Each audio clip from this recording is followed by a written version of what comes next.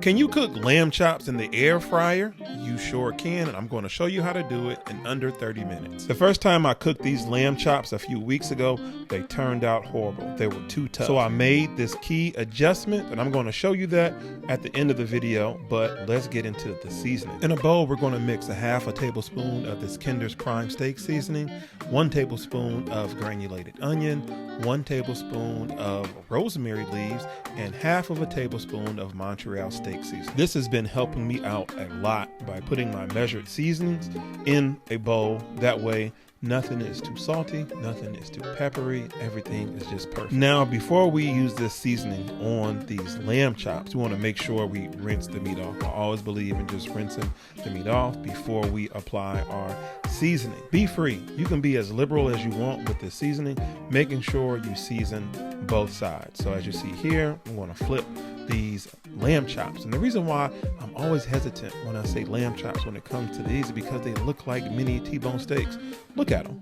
Don't they look like little T-bone steaks? So now that our air fryer is preheated to 400 degrees for about 4 minutes, it is ready. Next, I want to take some olive oil non-stick cooking spray, and it doesn't have to be olive oil, but this is just what I have. And you want to lay the steaks down accordingly. I like to set them on the outside, not so much just lining them up, kind of like straight up and down, but maybe that's just a little quirk of mine. So now it's time to cook.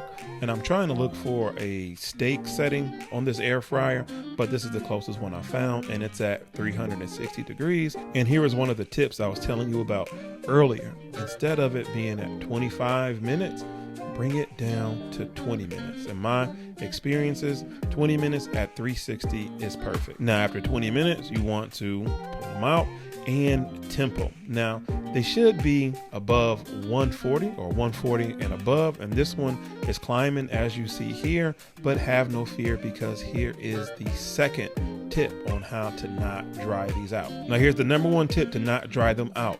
Unplug your air fryer and set the basket right back in and set your clock for 10 minutes. Your timer, your clock, stopwatch, whatever, 10 minutes. It is important to let them rest. Now, after 10 minutes of resting, they are ready to eat. You can pair these with whatever it is that you want. A good vegetable, a good starch, but first we got to do some quality control.